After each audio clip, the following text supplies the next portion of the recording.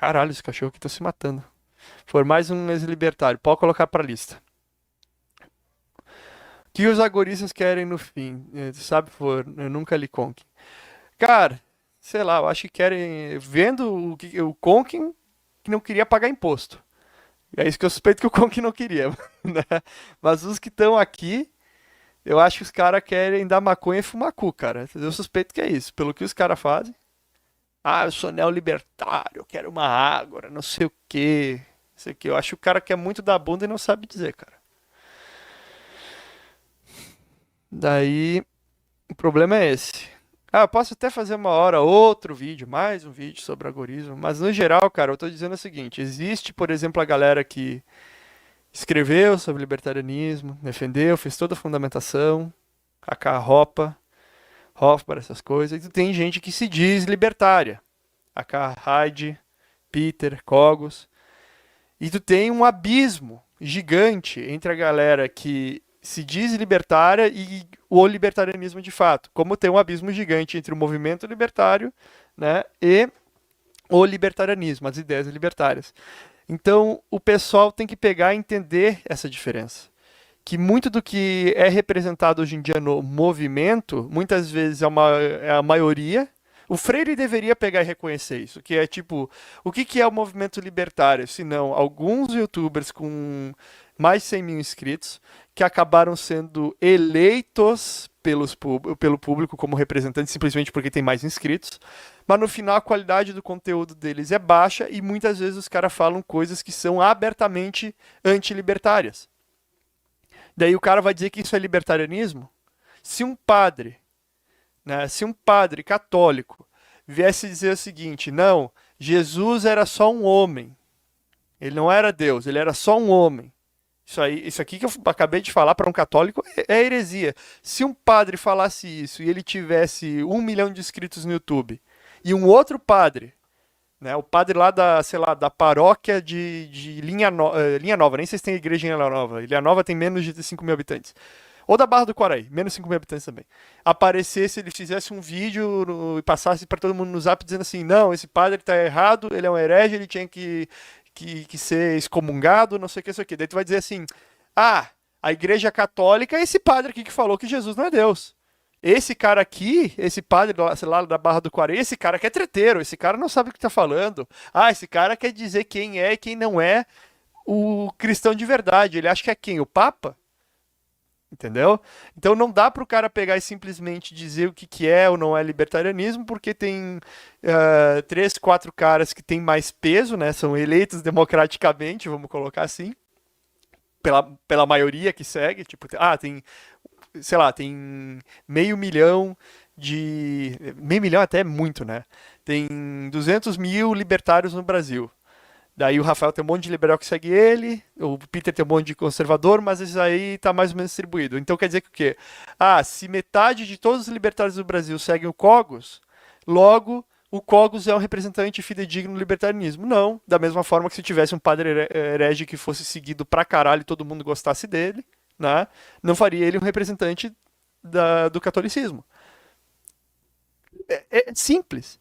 Eu não sei como que o cara consegue entender uma coisa dessas pro catolicismo e não consegue entender uma coisa dessa pro libertarianismo. Tá bom que o libertarianismo não é uma igreja, não é institucionalizado, mas ele tá descrito em livro. É só tu ler. É só tu pegar o livro, abrir, pá, e beleza. A gente tem que pegar e dar uma pequena adaptada na terminologia aqui no Brasil, que é meio que necessário pela formação do movimento libertário e do ideário libertário aqui no Brasil. Da mesma forma que a gente não pode aplicar certas ideias explanadas lá fora que, vou dar um exemplo, se tu for pegar o livro O que Deve Ser Feito, do Hans Hoppe, já que o Guilherme Freire gosta do Hans Hoppe, convido ele a ler. Tu vai notar que é uma baita de uma estratégia, que não é aplicável ao Brasil, porque a estrutura política do Brasil não permite. Entendeu? Lá nos Estados Unidos, tu elege até o xerife. Aqui no Brasil, não dá. Qualquer estratégia aqui é uma estratégia que teria que ser para estados unitários. Se tu tivesse, digamos assim, um que deve ser feito americano e um que deve ser feito para o Uruguai, que o Uruguai é um estado unitário, né? Tu iria notar que a estratégia que se aplicaria ao Brasil seria a estratégia do Uruguai, só que em vez de ir para 3,6 milhões de habitantes, seria para 220 milhões de habitantes. Basicamente essa diferença, entendeu? Não dá para tomar o poder central e reformar de cima para baixo. Não dá. Para um país grande igual o Brasil, se no Uruguai já não dá para fazer isso porque é muita gente, imagina o Brasil que é mais gente ainda, né? É demais, é demais. Dá mais 50 uruguais aqui. Porque não é possível ser católico libertário? Eu acho que é possível ser católico libertário. Eu acho que não é possível tu ser católico como Cogos diz que é. Mas eu tive uma live agora no Anarca Blue, né? Eu postei lá no canal do Telegram que seguiu, eu tenho que até dar um... Vai ter corte dessa live no canal cedo ou tarde, o C4 tá fazendo uns. Mas o Schaeffer apresentou o ponto que eu concordo com ele, que é o seguinte. O ponto geral que a gente concorda. Libertarianismo é necessário, ele é verdadeiro, ele tem que ser considerado, mas ele não é suficiente para explicar todo o fenômeno de como que tu vai viver em sociedade. Ele fala quem é dono de alguma coisa, mas não pega e não prescreve nada sobre o que a pessoa deve fazer, né? E tem gente que pode pegar e suplementar o libertarianismo com qualquer coisa. Vai ter gente que vai pegar e dizer, não, libertarismo, digamos assim, com hedonismo, que eu discordo. Eu acho que isso aqui é uma burrice do caralho. Mas o que o pessoal vai dizer? Não, a propriedade é minha, eu posso derivar o máximo de prazer dela. Então, se tu tem, por exemplo, 50 pila, o cara vai dizer, não, gastar com puta é belo, moral e ético. Tipo, ético tá, beleza. Esse ponto do ético, posso dizer, não, tu não tá, a princípio, agredindo ninguém. Mas belo e moral, cara. É tipo, não, encheu o cu de droga, belo, moral e ético.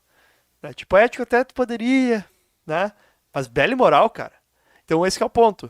Libertarianismo ele é necessário, só que ele é insuficiente. O ponto que eu tenho é que ele é insuficiente porque tu tem que pegar e ter uma consideração moral em cima disso. Tu tem que ter a defesa sobre a ordem natural. Caso tu não defenda, por mais que tu não esteja a princípio agredindo ninguém, tu tá, digamos, sem querer, inadvertidamente, provavelmente, criando um terreno fértil para uma hora um democrata ou um comunista, alguma coisa assim, surgir e começar a fazer o Estado atirar umas raízes, né? Terreno fértil para o Estado. Da mesma forma que se tu pegar e for um cara extremamente degenerado, tu vai causar esses problemas com pensamento de curto prazo e tudo mais. Então, o, o negócio geral eu vejo como o Sheffield defende. O Sheffield diz o quê? Tipo, não que eu seja católico, mas o Sheffield diz, olha, se o princípio maior do cristianismo é a caridade, tu só pode fazer caridade com aquilo que é teu. O que define o que é teu ou não? Libertarianismo. Então qualquer libertário tem que considerar o libertarianismo. Entendeu? Não adianta tu querer fazer caridade com os bens dos outros. E ainda por cima ele pega e faz o argumento. A caridade é, como que ele fala? É como diz assim, o ato máximo da potência da, da ação do ser humano. Se tu não tem potência de fazer isso porque tu não tem bens, isso daí é só uma questão que tu não consegue fazer. Mas não que tu não deveria fazer. Entendeu? Então a ideia geral do chefe eu acho muito interessante. Se vocês quiserem seguir, eu vou deixar aqui, eu vou colocar no comentário fixado. Eu vou mandar aqui para vocês em live. Vou mandar qual que é o canal o Instagram do Sheffield.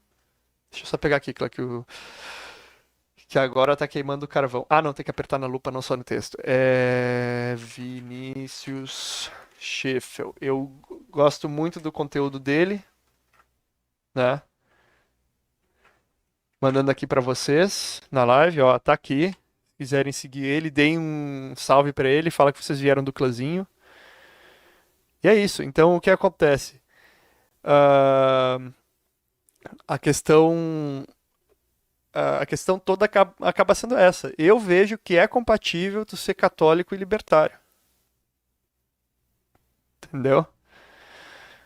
Velocistas de colesterol são católicos. Os caras que mais faziam um argumento que não dá pra ser católico e libertário, né? Agora estão dizendo que pode. Mas depois eu que sou inconsistente. Beleza. Ah, posso ser libertário e islâmico? Islâmico eu acho um pouco difícil, cara, porque se tu for ler o Alcorão, tu tem muita passagem que determina questões que são muito complicadas. Mas eu vejo assim, ó, que toda a religião passa por um momento, digamos, como que eu posso dizer? Uma certa domesticação, cara. Eu não vou dizer civilização, porque muitas vezes o processo civilizatório depende dela, mas é que, tipo, a religião empurra um pouquinho do processo civilizatório, né? Tipo, depende não no sentido sempre depende, mas como a gente tem hoje dependeu dela, tá? É isso que eu tô querendo dizer. O processo civilizatório que a gente teve, historicamente, no Ocidente, dependeu sim de instituições religiosas. Quer dizer que para qualquer processo civilizatório necessário? Não. Só que a gente teve, historicamente é fato, tá? E o que acontece? Empurra um pouquinho aqui, o pensamento se desenvolve, porque eles são, tipo, na época era uma vanguarda intelectual, daí empurra um pouquinho, daí se desenvolve, empurra um pouquinho, e eu vejo que, digamos, esse alinhamento natural ao libertarianismo é necessário, entendeu? Então, o processo civilizatório que bate para outras religiões, que eu vejo que pode acontecer com outras, senão tu teria que dizer, não, todo mundo na volta está na época da pedra, né? E só existe civilização no Ocidente. Isso aí, quem acha isso tá maluco, entendeu? Pode dizer que existem melhores valores civilizacionais no Ocidente. Talvez isso aí é um ponto que eu possa discutir. Mas passa por um processo que eu vejo que é de pacificação, de domesticação, digamos assim, né? Então, acaba sendo esse processo. Eu vejo que talvez o islamismo não conseguiu passar por esse processo, ou não está tão avançado nesse processo, por conta até da quantidade de instabilidade que existe no Oriente Médio, né? Mas vai ter gente que vai discordar comigo. Provavelmente os católicos vão falar, não, maometano não se civilize, não sei o que, não sei o que. Eu discordo. Eu sinceramente discordo, porque daí teria que pegar e dizer que também, sei lá, budista não faz isso, shintoísta não faz isso, né? E pode, daí o pessoal vai querer pegar e dizer, ah, não, mas olha aqui, ó, esse exemplo, tal lugar tem esses preceitos morais, isso aqui. Eu não estou falando que os caras são avançados moralmente, eu só estou dizendo, se fosse um processo que não ocorresse, né, não teria avançado em nada.